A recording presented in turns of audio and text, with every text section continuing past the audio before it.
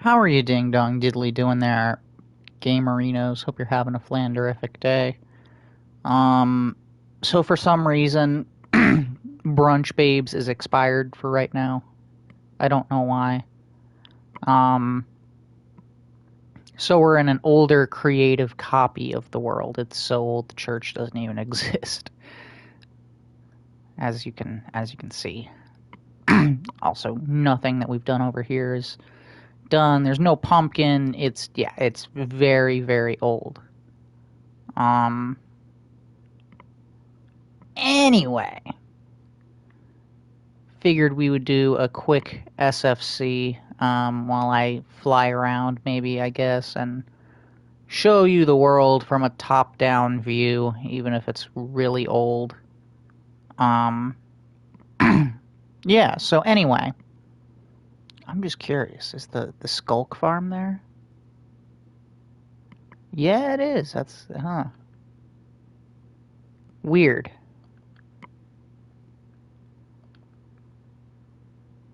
It's like really weird. This is here. This is that old. I didn't know this was that old. Okay. Sorry, this is not about Jesus. This is not about Jesus at all. This is me just amazed by how old the world is. Okay. Anyway. Um so I was reading.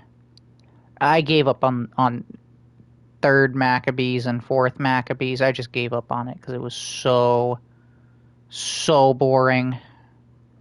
Wow, I even remember that zombie. Ended up killing him a long time ago on stream. Um, yeah, it was just so boring, and I don't feel like that's scripture. Um, so I skipped it. I'll probably go back and read it at some point, but I feel like I'm never gonna actually progress or want to progress with the Bible if I have to read that. Um, so I'm just gonna. I read first and second. All right, first and second Maccabees. I read both of those, so I feel like that's more than enough to continue on. Um. So anyway, I went through and I read the book of Job today. I also did some uh I did a guided reading plan on the Bible app. I didn't finish it, but I got through most of it. And I guess I want to talk about a few things in that, uh, which I found to be really cool. So I'm going through a series here. Let me pull it up in case you wanna look it up for yourself and you wanna go through this series because I think it's pretty cool. Um, the names of God, pondering God's personhood. Um, so it just goes through different names for God, obviously. So like one of them is it I forget exactly what it's called, but it's like Jehovah, and then there's two of them that are very similar. There's they both start with Jehovah, and then they have like a different uh, Hebrew name after it. And one of them is just talking about how like he's a great provider, and then the other one is just talking about how he's very strong. And it's interesting how different aspects of different, well, since God has a bunch of different names, it's interesting to see how those names like line up with, like I said, his aspects, and like you know him being a great provider, or him just being all powerful, and is like the one that uh, Israel goes to like have their enemies defeated, essentially. Um, because of course, the Israelites didn't like defeat any of their enemies because they were very strong. They only did it because God is very strong. But yeah, like I said, the whole thing is just really interesting. Like I said, I've only done 3 of them so far, and one of them was I Am, which is just talking about how, like, God is like the creator of everything, and it's just like he is. Without him, nothing, would exist.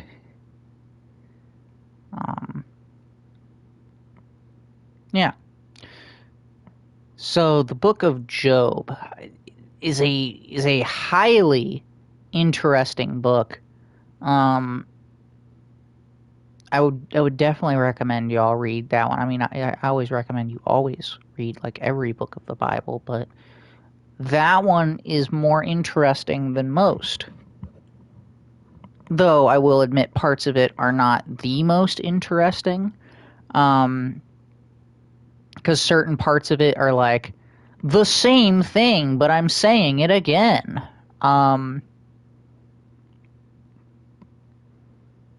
But like theologically speaking, there's just so much going on there. I want to see if we can do that one on SFC. It's going to take a while, but I feel like we can go 2 chapters at a time to make it a little bit better, because some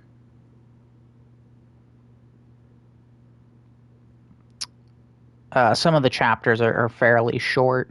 One of them is the 3rd shortest chapter in the entire Bible.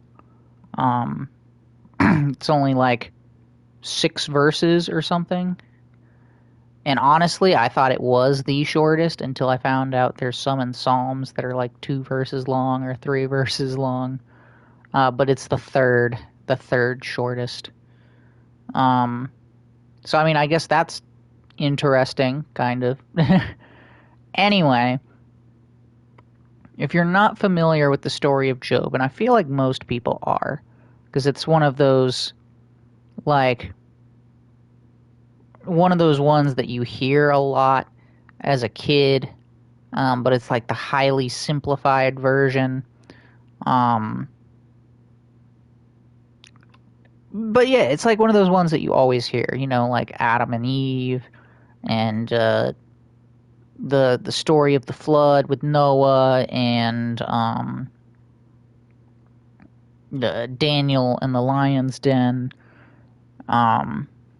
Which I'm excited to reread that one. I'm not gonna lie. See if I get anything new out of it now that I'm older. Because the last time I heard that, I was probably like, like I said, a kid. But yeah, there's so many little interesting bits. So it first starts out with God, and God is chilling, with like some angels, right? And then Satan just pops up, and he's being a player hater, He's like, God's just like, so where have you been? And Satan's just like, just walking around the earth, just just doing my thing, just walking around the earth, being a player hater. And essentially he's just like, yeah, people kind of suck, kind of suck, And God's like, oh, but have you seen Job, though? Job's pretty cool. Job's my guy. And then Satan, ever the player hater, is like, well, he's only cool because, like, you give him all this cool shit. If you took it all away from him, he wouldn't be so cool. So God's like, okay, all right, bet. So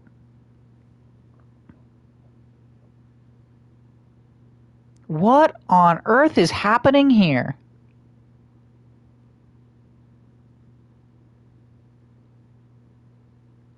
Okay, all right, we're just gonna, you know what, we're just gonna ignore it. Um, that's so weird. Um, but yeah, so God's just like, bet. All right, I got you. I got you. I'll let you go ahead and take away all of his shit. All right. And what? Wow, this is fairly new because I did this a long ass time ago. Sorry, I keep getting distracted by stupid shit. Um, so yeah, he goes and God's just like, one rule: you can't like you can fuck with his stuff, but you can't fuck with him. All right. And Satan's like, all right, I got you. Understandable. Have a nice day. So he goes out and, you know, Job's just out living his best life. And then one after another, a bunch of like his servants run to him and are like, oh yeah, by the way, your like entire family is dead. All of your animals are dead and all of your servants are dead. Yeah. Oh, and your house is destroyed too. And of course, you know, he's pretty upset about that. You know, I imagine you probably would be too if everything you owned just poof gone.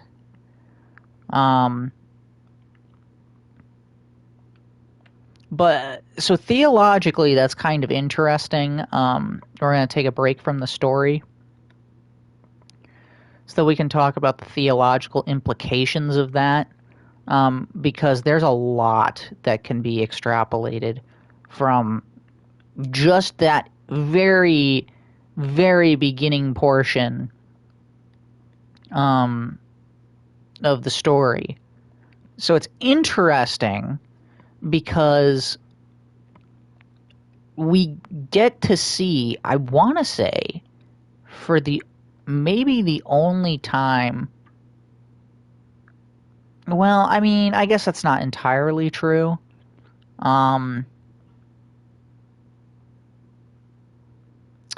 Actually, it might be. The only time we really get to see, like, Satan, like, truly operate from start to finish. Typically we just see him when he's, like, in the middle of tempting, right? So, like, we see him with Adam and Eve. You know, he's like, oh, yeah, you know, this fruit's pretty cool. You should probably, you know, eat it. You know, God's trying to hide it from you, you know. And come on. You can be as good as God. Go ahead, try it, eat it. Do it. Do it. Right? Or he's like, you know, with Jesus, and he's like, oh, yeah, you know, that'd be pretty cool if you just, you know, like threw yourself down and like the angels came and like picked you up. That would be pretty cool. That'd be pretty cool, huh? Right? Yeah, do it.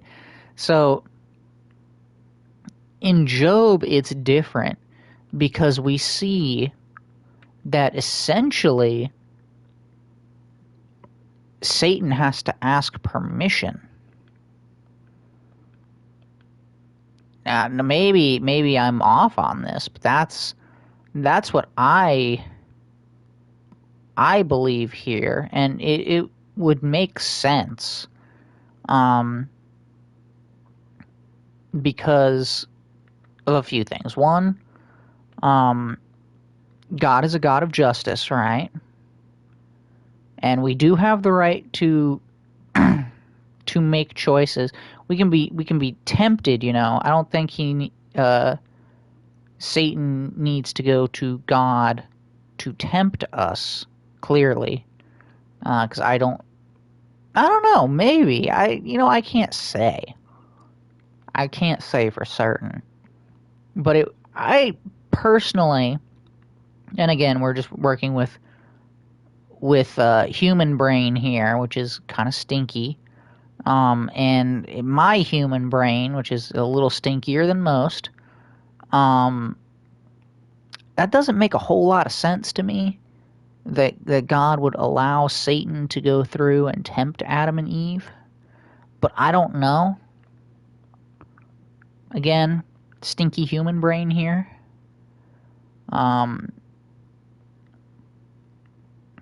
But I think if he's going to, like, because that's the thing, is Satan wasn't trying to tempt Job here. He was just trying to fuck with him, just fuck with him outright. So I think if Satan is going to fuck with you outright, he needs to have permission to do it from God. So what does that look like? Well, I think it could look like what we see in Job, where the devil is just like, all right, this guy, God says this guy's pretty cool, so, I want to go ahead and I want to test the theory, and, try to score an easy win. Or you do something wrong, you have a sin that you have not sought forgiveness for, which, I mean, I guess we all do. Well, I mean, I guess it depends. So, I mean, if you ask for forgiveness from it, then I suppose you're fine. But if you do have, like, something that you're trying to essentially, I guess, hide from God, or, like, be in denial about, or something like that, then I would assume it would kind of, because the whole process is kind of like a court a little bit, you got the evidence brought against you, I guess. And,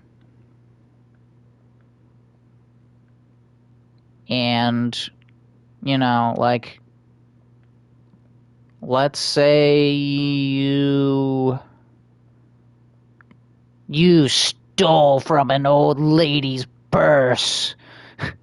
I don't know. But yeah, let's say you stole from an old lady's purse. All right, and you're trying to hide that, and you don't want to come clean about that because that old lady had some hard candies in there, and you have just the most devilish sweet tooth, okay? The devil would go and be like, hey, you see that? And that they need to be punished for that, Okay, here's the evidence. Right? And then God, being a God of order, would probably be like, all right, fair, all right. They haven't, sought forgiveness for this. They're clearly, not too regretful of it, since they're trying to, like, cover it up. And, yeah, Satan can just kind of, like, fuck with you in certain ways. Because we see in the New Testament that he can't, like, physically harm you, if that makes sense. And then there's just other things where it's like, it's not necessarily Satan going after you, but it would just be like he's tempted someone and they've made a poor decision, and that poor decision can affect you. For example, okay, here's a great example, and it's a really sad example too. The Arena Sestruka, I think is her name. All right. I'm not saying that she did or did not commit any grievous sin. I personally, I don't know her. I don't know her faith background. I don't know anything about her, all right? but I doubt that is her getting stabbed in the neck was that. That was clearly, in my opinion, in my stinky brain human opinion, um, the devil just tempting some crazy person to go and, to do that. And that is his choice that impacted her and the people she loves, right? So I think there's a lot of nuance and distinction, and I think it's quite difficult to point out the exact pinpoints of what it would be per each situation. But I think those are the main two. Why do bad things happen? I think those are the two main culprits of that. Is one, and we'll dive a bit deeper into one of these points as we talk more about Job, because it does very directly address some of these. Well, and a third thing I'll throw in is also sometimes just bad things have to happen for good things to happen.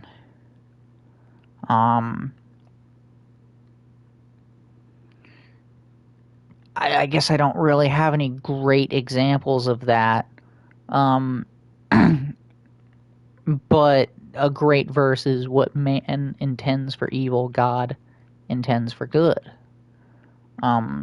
So yeah, I would assume something, like a horrible tragedy happens, and you just see like the outpouring of goodness and love, and maybe even depending on what it is, maybe it's not something where somebody like dies or is like horribly maimed or something, but like I don't know, maybe you don't get that dream job you wanted. A bad thing has happened. But like because you didn't get that job, you took a job somewhere else, and you end up you get a job as a nuclear safety inspector at a nuclear plant like Homer Simpson, and you stop a meltdown. I don't know, something like that.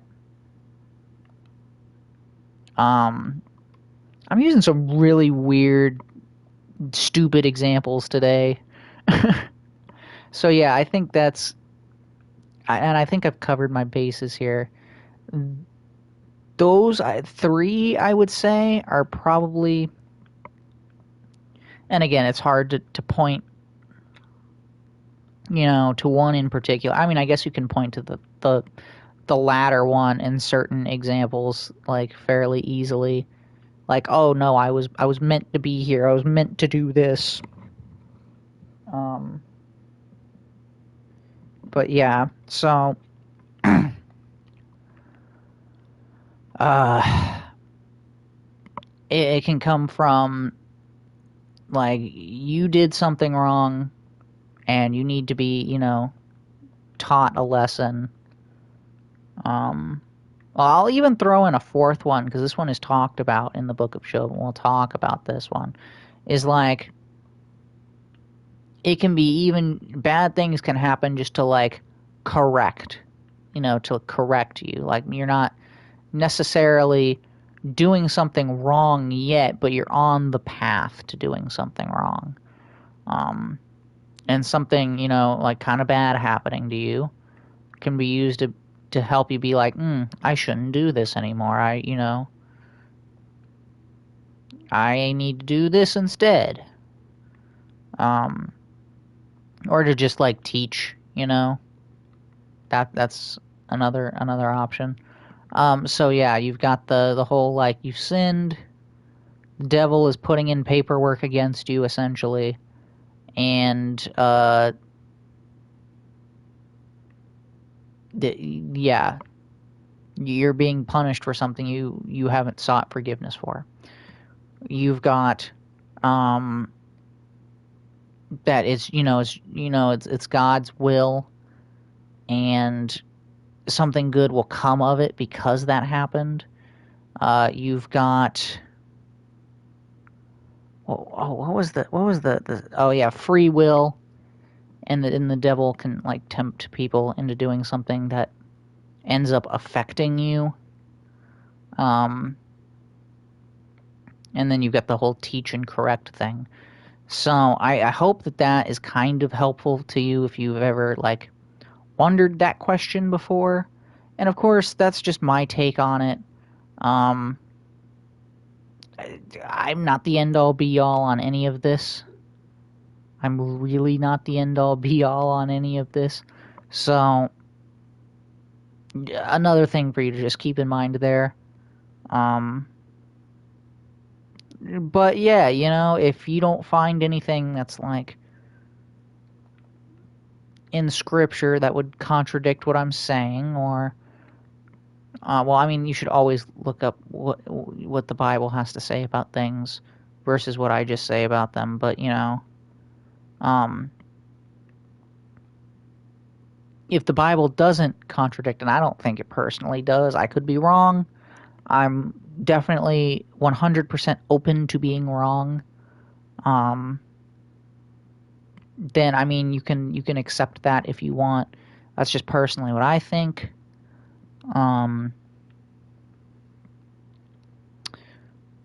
Anyway, moving on. Because that was kind of a long-winded. But then again, with certain theological things, it is fairly long-winded because there's a lot to like discuss and ponder about. So, oh yeah. So Satan goes and fucks with him, and I think I already said that. Yeah, all of his stuff gone, all of his family gone. He's got nothing, except for his wife, I guess, for some reason, because she tells him, "Oh yeah, you should just like curse God and die," and he's like, he basically, I think he literally calls her a foolish woman, which I think is kind of funny.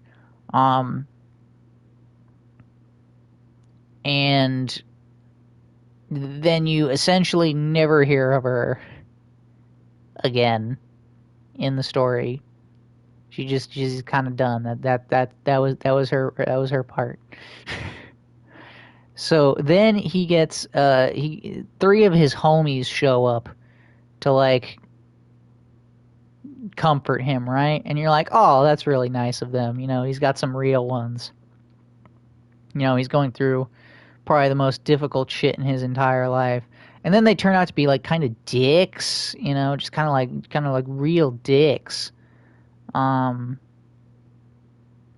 So at first they're cool, right? They show up, they just spend like a long ass time in silence with him, they don't want to say anything.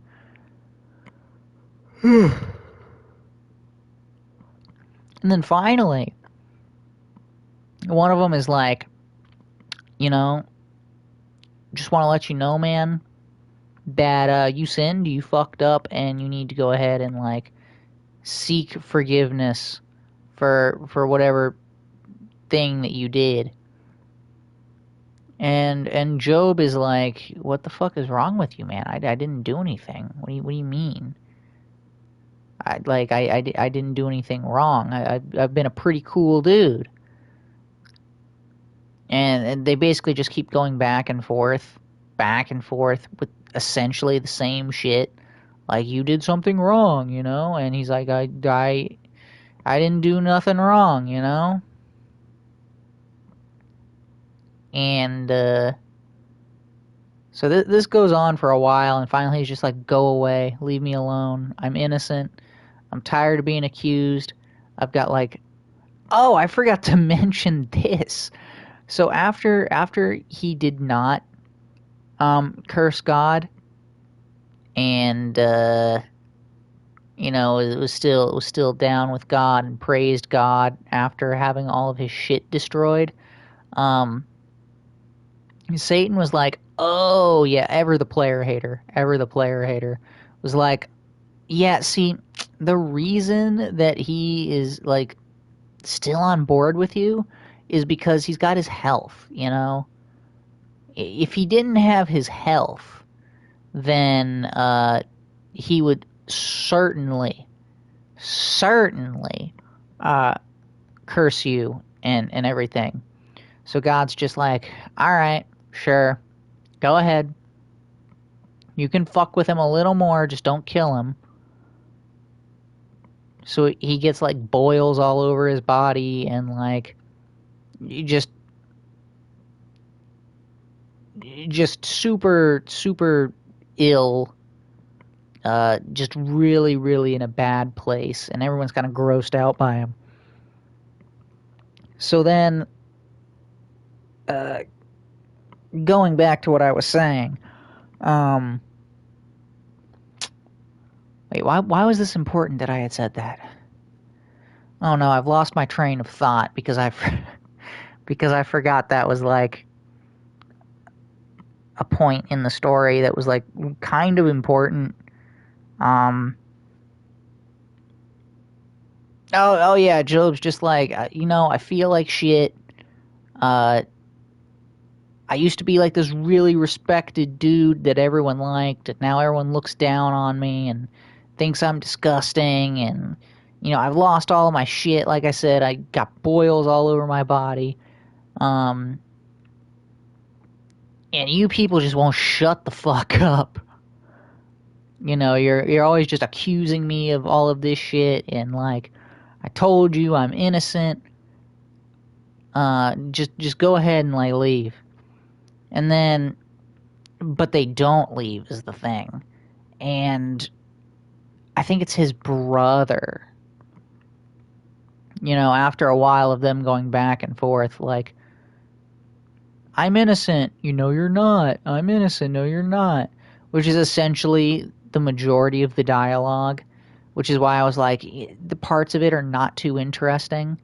And that is one of the parts that was really, really not very interesting. If they had come up with like different arguments, like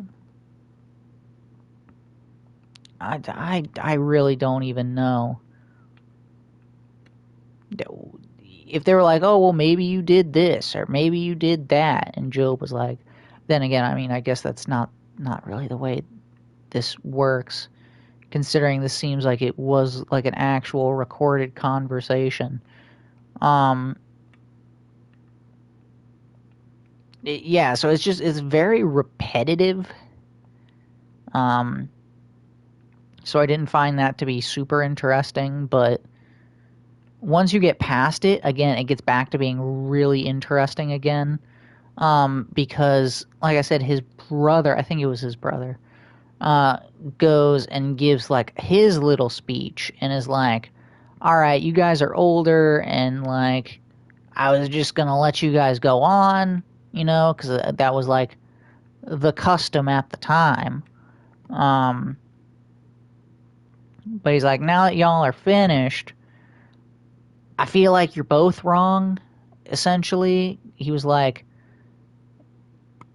so Job, you may not have sinned, but like, you going out and like basically questioning God, and I don't want to say, I want to be very specific here because you're allowed to question God, but like, or well, I should say question like some of the things he does, or like why, because that's like,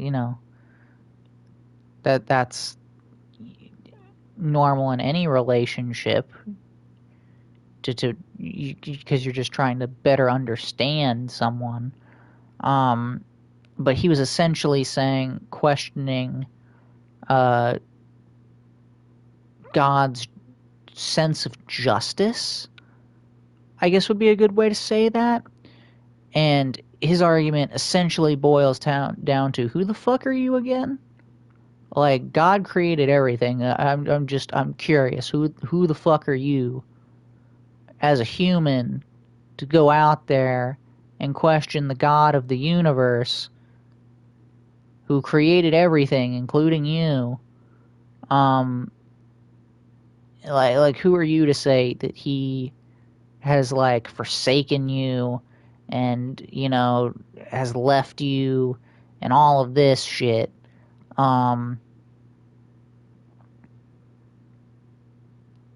So that's essentially what his argument boils down to. It goes on for a few chapters, and it's, like I said, it's very interesting. Which gets into another theological bit. Well, you know what? I'll save that, because then a whirlwind appears, and God is just like, "Yo, I'm here," and then he essentially roasts the shit out of Job. And is like, it basically says the same thing, like, who the fuck are you again? Like, I think he says, like, oh, where were you when I was creating everything?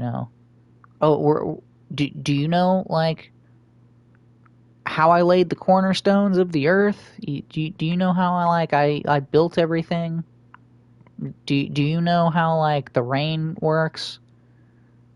Like, again, essentially saying, like, who the fuck are you again? Like, I'm God. And that's where I had to stop for today. Because I want to say it's like 40 chapters. And I'm not gonna lie, I was reading it in the KJV, and parts of it were really confusing, so I would have to go back and, like, find an explanation of what I read, because at some points it was really, really confusing, and it, like I said, just didn't make a whole lot of sense, so I had to go and, like, make it make sense. But yeah, that gets into the point where it's like, as humans, so as God's children, we have a right to be like, I don't know, if something terrible happens, like, oh God, why did this happen? Like, what do you have planned? Even why would you allow this to happen? Like, those are acceptable questions, but what is not acceptable, and I will say, even though Job did this, God didn't really consider it to be a sin. Was just saying, and this is, like I was saying, the part that's not really acceptable, that Job kind of does, is the whole, like, this thing happened, therefore God is not, like,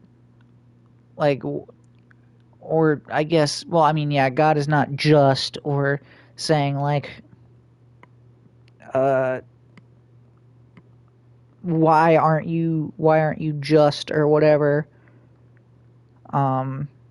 That's not acceptable, because it's like both God and Job's brother were saying, like, who the fuck are you again? Like, you're a human, and God's ways are beyond our understanding, which is a big part of the last chapter I left off on, which is the one where God speaks for the first time, well, to Job.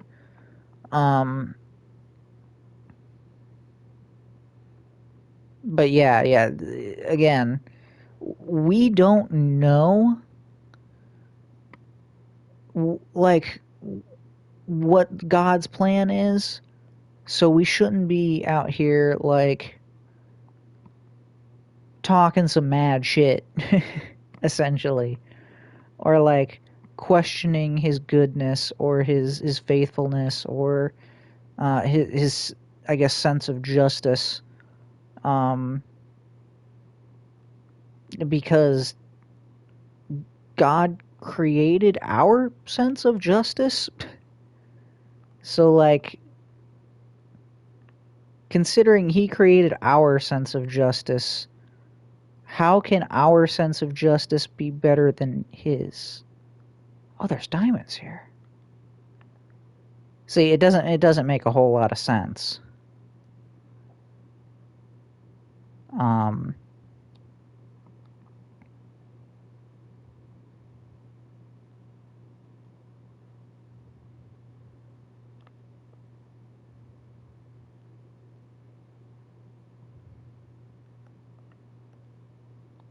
Oh no.